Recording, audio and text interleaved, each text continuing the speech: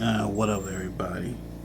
Apparently, there's this crazy Blake Lively story that allegedly she's stalking a fan. I don't know how true it is, but it, like I said, it's crazy. Let's get into it. Now, like bullying and harassment from Blake Lively and her team.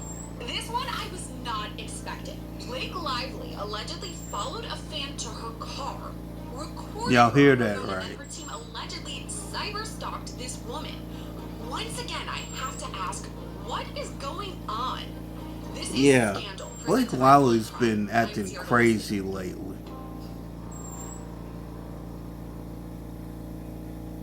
Now today we're going to get into some claims made by a TikTok user regarding Blake Lively. But to be clear, these are just claims made by the user. Blake Lively and her team have not come forward to confirm or deny these allegations, and none of this is subject of any current legal action.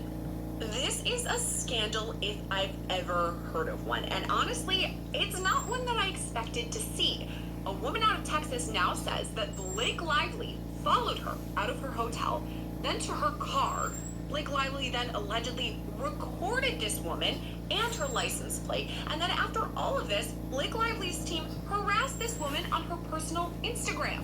Now, these are all allegations from this woman, but we're going to take a deep dive into them. There's kind of a lot going on. If you clicked on this video, I'm just going to guess that you already kind of know what's going on in the world of Blake Lively and Justin Baldoni. There's a lot of drama stemming from what happened on the set of It Ends With Us, and it even led to some legal filings as well. Back in December, Blake Lively was the first one to file civil suit against Justin Baldoni. She alleges sexual harassment at the hands of Baldoni himself and his production company called Wayfarer that helped put on the movie It Ends With Us. Now, there's a long list of allegations that Blake Lively alleges she puts out there in her court documentation. However, I'm not going to go through them point by point because, honestly, there are a lot, and this episode is a slightly different topic. We'll get to that in a minute. I just want to lay out a couple of allegations that Blake Lively has. She says that, for instance, there were no intimacy coordinators on the set during some of the key vulnerable scenes. I mean, there's kissing scenes, sex scenes, birthing scenes. A time when a actor or actress would be kind of intimate or vulnerable. And so she says there was not a coordinator on the set for some of those. Additionally, she says that Justin Baldoni crossed the line completely when he would ask her really personal questions, including about her sex life with her husband Ryan Reynolds. She alleges that Justin Baldoni asked if they would orgasm at the same time. And Blake Lively was not into that question, thus filing the suit. Now, one day after she files this civil suit, a New York Times article with all of this information comes out, and that's what led to Justin Baldoni and his production team at Wayfarer filing civil suit against New York Times. He later filed another civil suit against Blake Lively and her husband Ryan Reynolds, and he kind of pushed back on some of the allegations. For instance, he says there was an intimacy coordinator, and it was up to Blake to meet with this coordinator, but she didn't do that. Additionally, he alleges that Blake Lively hijacked the movie. He says there were already a set of editors on the team. She completely got rid of them, brought in her own editors. She's the one who had final say for the final cut, even though he was the director. I don't know if I mentioned that. He was the director of the movie, and he alleges that he didn't see the final cut until he was at the movie's premiere. Now, this part is an allegation that's kind of important on both sides. Blake Lively files suit, and she says, Justin Baldoni created a complete smear campaign against me. He wanted to ruin my reputation, basically so I never work again. Justin He tried Baldoni to says, steal the wait a man's minute, film. I didn't create this smear campaign. It was you, Blake Lively, and your team who created it. So kind of opposing views there. But throughout the lawsuit, we do see kind of behind-the-scenes information, namely text messages from Justin Baldoni's team. And these are the ones that pop right out. When you're going through these court docs, I mean, there are literally hundreds of pages of court docs. And so it's just like text after text after text. But then all of a sudden, you see these green and blue messages, and those just draw my attention right away. And there is some juicy information in all of these. Yep. Justin Baldoni says that Blake Lively shows some of these text messages in her lawsuit, and they're from Baldoni's PR team and his people at Wayfarer, all of that. But he says that they're framed specifically. Some things were deleted, some things were withheld, and so it creates a narrative. It makes it look like a smear campaign. Blake says, yep, that is exactly what it is. But Justin Baldoni says, nah, it's not. In his lawsuit, he includes the texts once again, but this time he points to where Lively's team just didn't include some of the messages. So the ones they did include were taken out of context. So there's drama on both sides of this, whatever way you're leaning. Some people are Team Blake, and some people are Team Justin. And that's the perfect segue into our main character today. Her name is Caitlin Cooper. She's 27 years old, and I'll just let her introduce herself. Hi, my name is Caitlin. I live in Texas, and I'm just sharing my story. Caitlin made some major waves on social media when she posted this 4-part TikTok, and here's how it all started. Did Blake Lively's inner circle really call me fat? Let's dive into it. Things went from just a normal little trip to Blake Lively's inner circle, her attorney, her social media girl, and one of her nannies, and a bunch of mysterious incognito accounts following me and harassing me. As with any wild story, it all starts with a trip to Waco, Texas. That's not entirely true. Caitlin actually calls it a sleepy little town, but I can't help of thinking of the Waco siege from 1993 and the Branch Davidian cult. When I hear Waco, that's what I think of. Obviously, my mind goes straight to cults, but for other people, it doesn't quite go to that.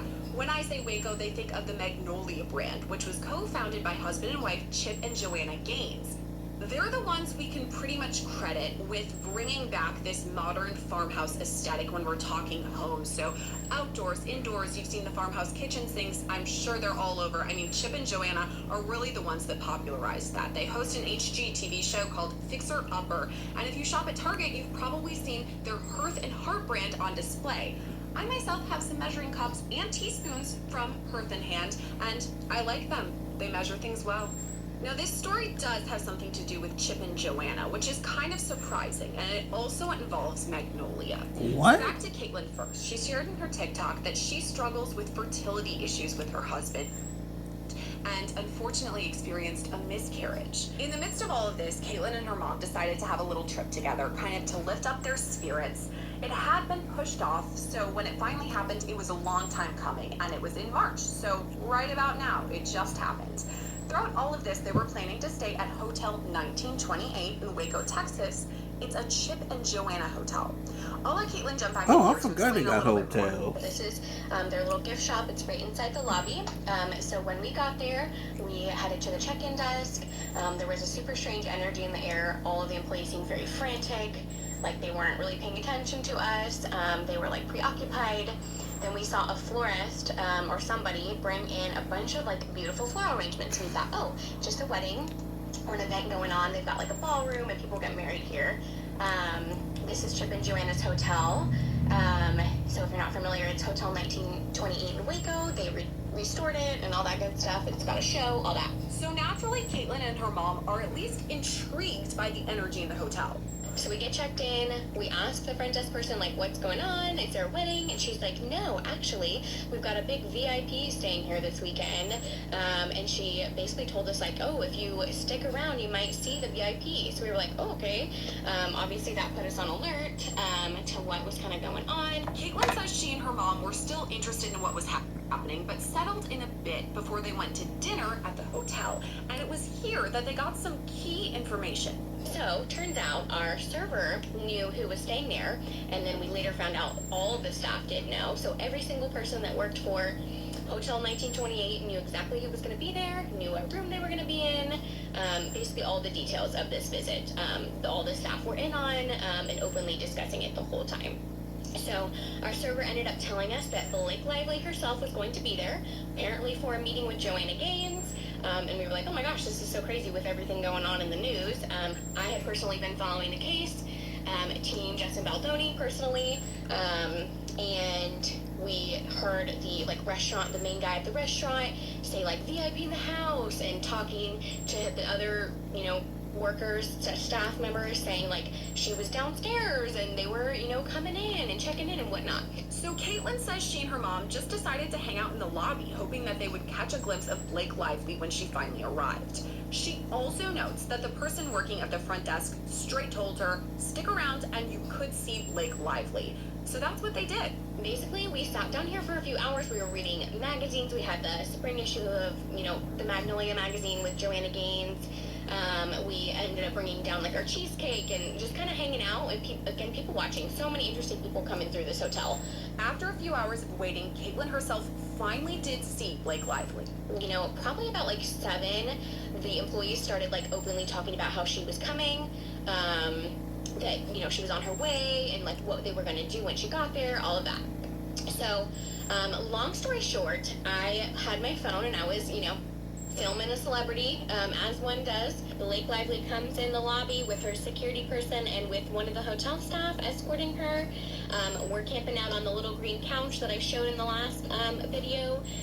Immediately when she walks in, she spots us sitting on the couch, looking kind of right at her. My phone's up, trying to be sly, because it's a celebrity, Clearly, they kind of made eye contact with us and like noticed that we were there. It was a very small little lobby, not many people around in that little area. Most people were kind of like in the restaurant.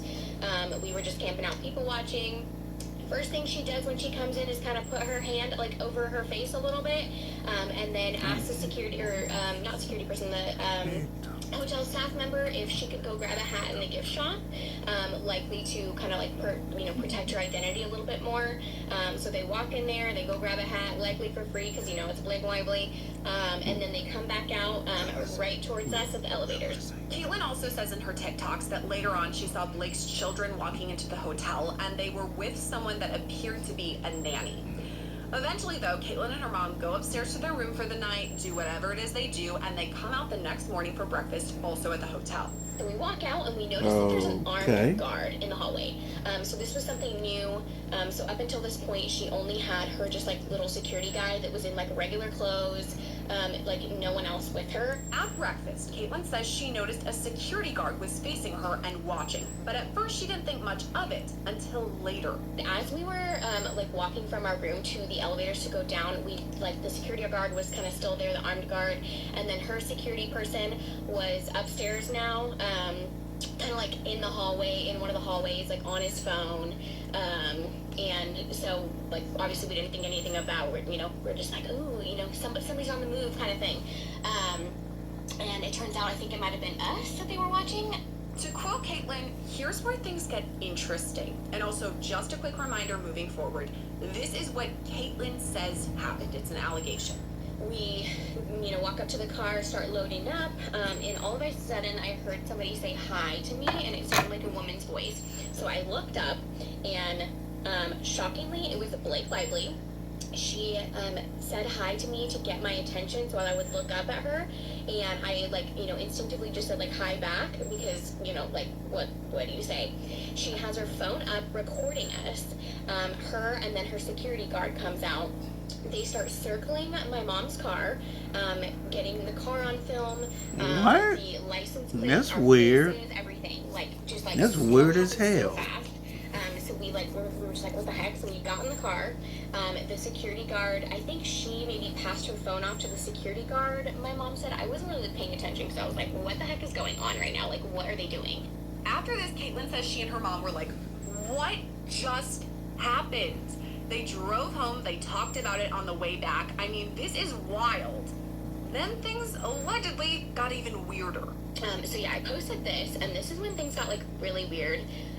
So basically I just said, like what went down and like kind of just like, oh my gosh, like Blake Lively was recording us kind of thing. This next part is so relatable. Caitlin does what we all do. Let's be honest. Go to our Instagram feed, check out our stories, and see who's watching them. That's when I noticed I started getting strange views on my stories, like people that didn't follow me and that like I didn't recognize, a bunch of views. Like it wasn't just like one person, maybe had like a mutual connection and somehow found me. I don't know. It was like a bunch of people, and this was the first person I noticed. Caitlin says she then got a little true crime detective-y. She did some research and determined that this Instagram user was allegedly the manager at Hotel 1928. And after that, even more accounts started popping up on her stories. Then I see this person getting named weird. Molly Sage pop up on my views, and I was like watching them like a hawk at this point, like just to see like who else was looking at my stories that could possibly be connected to her. So this girl looked at all my stories, and then I noticed like she was gone like when I went back, but I still had her in like my recent Why is y'all search stalking history. this woman? And so like I couldn't figure out the connection, like hadn't gone to Blake Lively's page or anything like that. I was talking with my friend about it, and then she goes to Blake Lively's page and searches the name, and sure enough, Blake Lively follows her. Then after a quick Google search, my friend found that she is literally Blake Lively's social media person. So this girl was looking at my stories and then blocked me so that I wouldn't know she was looking at my stories. So Caitlin says she decided to stoke the fire in all of this, and she posted a selfie that said Team Justin Forever. Then all of a sudden, accounts like this start popping up. Team Justin Forever. This one popped up right after I posted that selfie with the caption, Team Justin Forever. And they started looking at all my stories, and then I would like block one and another one would pop up, and they were clearly like harassing and stalking me. Caitlin also claims she caught Blake Lively's attorney looking at her stories too before she says things got really personal. Reposted the selfie, and I put basically called them out because I, picked up on what they were doing. So they were naming their stalking pages after like what I was posting, basically. So then after I reposted that selfie, this account popped up, Fat and Not Fabulous. This was like uncalled for. Like seriously, you're gonna call me fat? Like really? After you just put in your complaint against Justin Baldoni, something about a comment he made about your weight, which supposedly happened. Now, we can't be 100% sure that these accounts were created by Blake Lively or her team. These are just based on the allegations from Caitlin Cooper. The next alleged account was personal as well. The username was Mommy Vacay, married on 11/11/23. And Caitlin says she disclosed all of that info when she booked her trip to Waco, and that is in fact her wedding anniversary. Now, Caitlin Cooper is claiming Lively's team acquired this information about her, but again, these are based on her claims and allegations. But this made it very clear that the Hotel 1928 staff had given all of our personal information to Blake and her team, and they were now using this against me as like a scare tactic or whatever. But this was very clearly now like bullying and harassment from Blake Lively and her team. Caitlin ends her video saying she simply doesn't understand why all of this would happen. I am literally a nobody. Blake Lively is a very, very famous person. I have no connection with why is Justin y'all Baldoni. stalking I have this no connection woman? with any of these people. I literally am just a random girl. Like, I don't understand why they are targeting me and going after me with this stuff. Okay, if all of this is true, these allegations are kind of crazy. And what does all of this even mean? Let's go to our interview for a closer look. So a fun fact about me is I love alliteration, which is why I'm obsessed with Scandal being an S, Sierra Scandal. And that's why I chose our guest today, Serena Townsend, criminal defense attorney, because it just sounds so good. Serena, Sierra Scandal. Let's talk about it all. Thank you for coming on, Serena. And we have a weird one today. What do you make of this? What are your thoughts?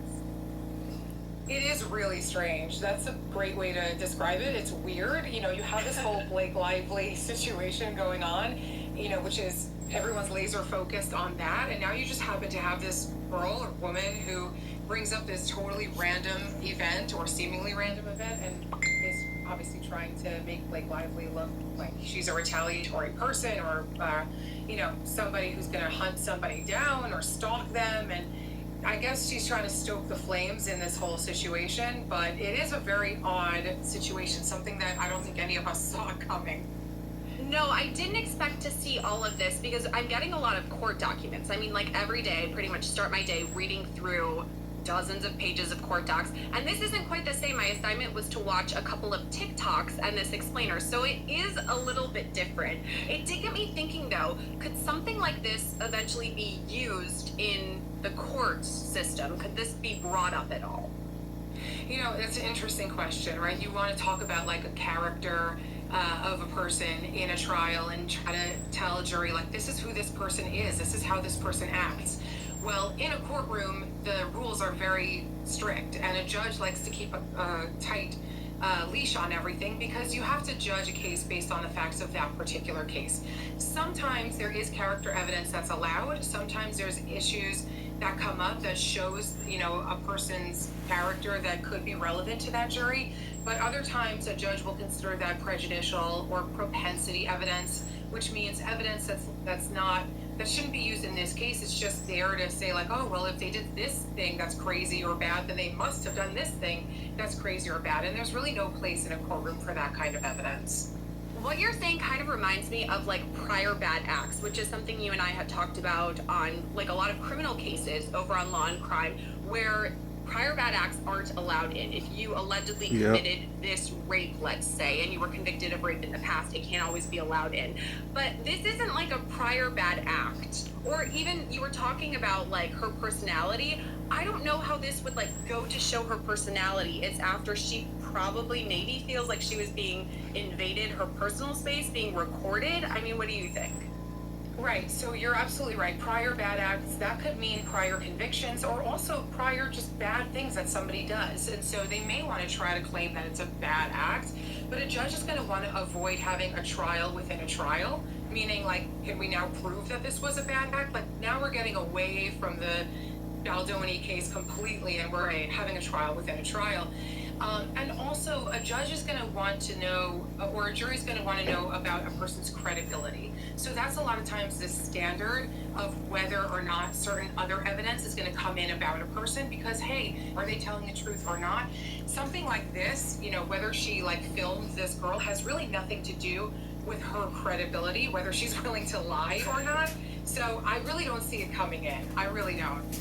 I just had to laugh when you said it has nothing to do with her credibility because, I mean, it's just what she allegedly did one time. It is interesting, though. I want to talk about the allegations because this woman says that she was waiting for Blake Lively in the lobby and had her phone out ready to go. I mean, she's allowed to do that, right? Even if it's kind of weird to, like, wait around. I mean, I guess people do it for, like, concerts. Taylor Swift, they're waiting outside, that kind of, like, it isn't unheard of, but she's allowed to do it, right? She is allowed to do it. I mean, it is a public place, just like Blake Lively technically would have been allowed to film her back. It's a public place, and so she's allowed to do it. But yes, it does strike me as a little bit odd, a little stalkerish, because, you know, when you're talking about a show or a concert, that's kind of built into the expectation by the talent, right? Like they know that they're going to have fans waiting there. They're prepared for that. This seems, even though it was in public, to be kind of like a private thing that she was doing in her own life, visiting this hotel or whatever. I'll be back in a minute, y'all. To sign autographs or to perform. So it is a little bit weird that this girl is like sitting in the lobby waiting with her phone like ready to hit record.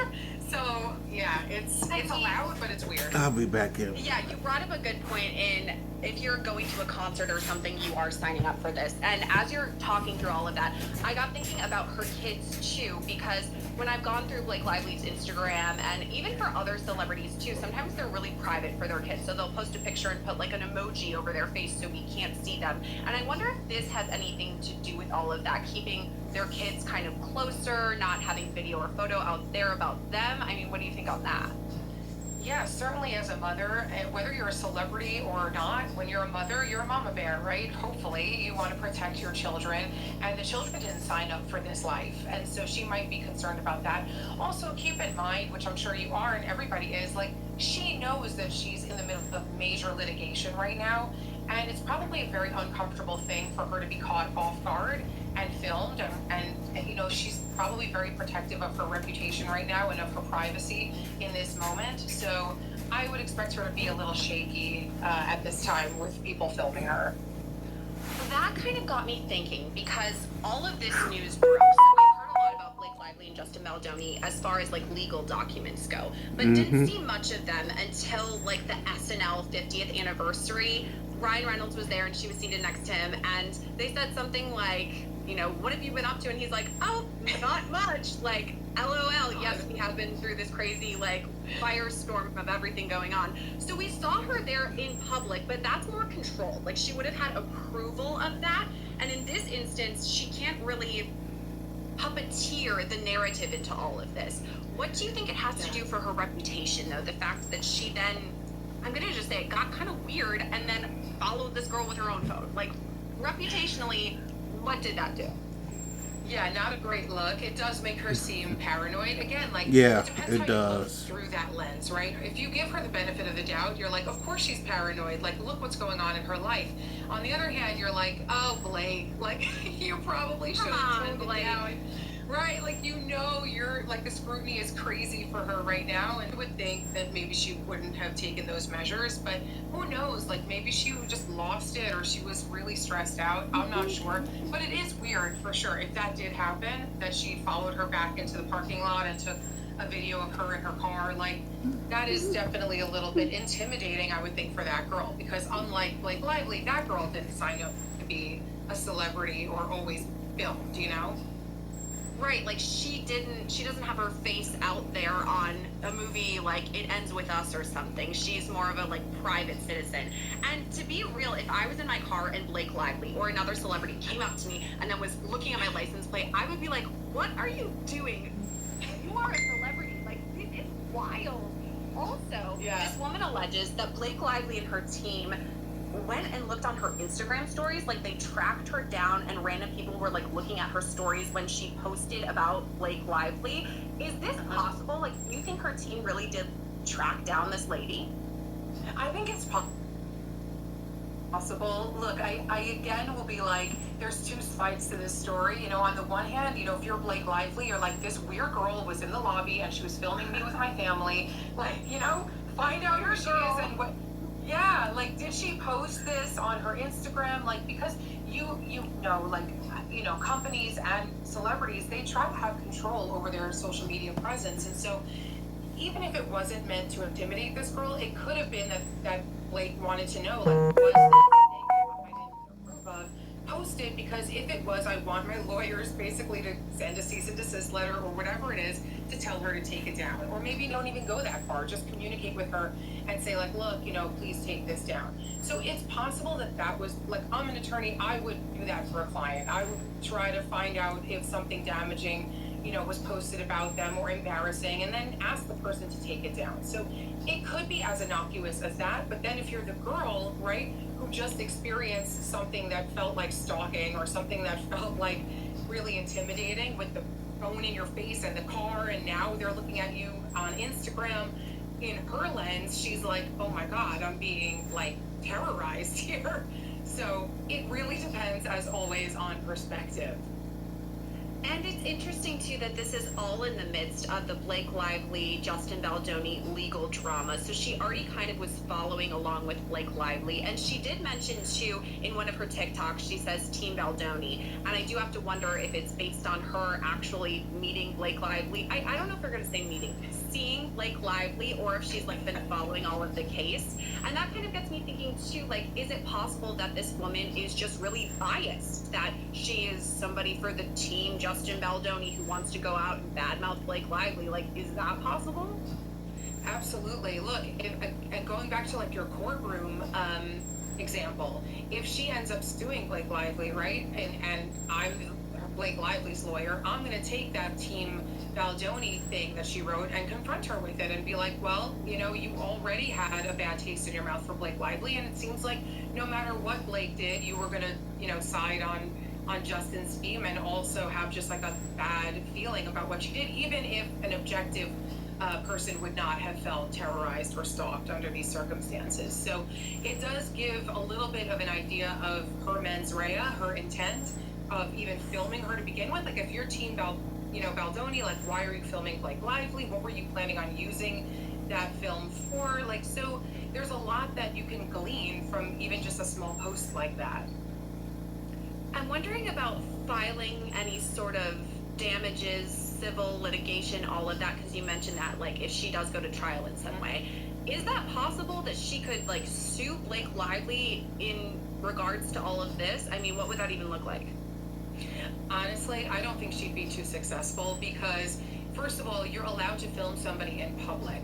And so she would have to make it seem and cross a legal threshold to prove that it was not just filming in public, that it was some sort of harassment or stalking. And usually stalking requires like repeated acts, obviously. Stalking, that's kind of what we know it to be. And so I just don't think she has that. I don't think she makes out those claims. Plus, you'd have to prove damages. And what damages does she really have here monetarily, psychologically? I mean, it's pretty low amount of money that would probably be exchanged.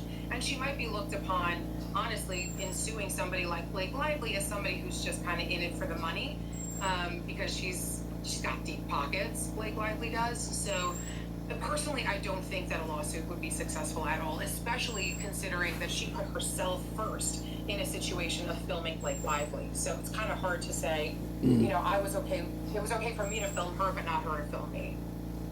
Right. It seems like there would be quite a few hurdles if she was going to pursue like the legal action side of things. But just to play devil's advocate in all of this, as we're talking about it, like if there was any sort of damages to her, I was thinking back and like small anecdote. Last St. Patrick's Day, I was in Harvard Square and this like very scary Boston man came up and was like right in my face and was like, had his huge accent. And you know, I still think about that. I know it's crazy. It was just like threatening. I mean, he did hit me. I didn't hit him, but it was like a threatening moment. Now I'm not going to go and sue that man, but I can kind of understand why this woman is like, hey, you're coming up to me and my car with my license plate, you're overstepping, and the fact that you're a public figure. So I can kind of see it on that end.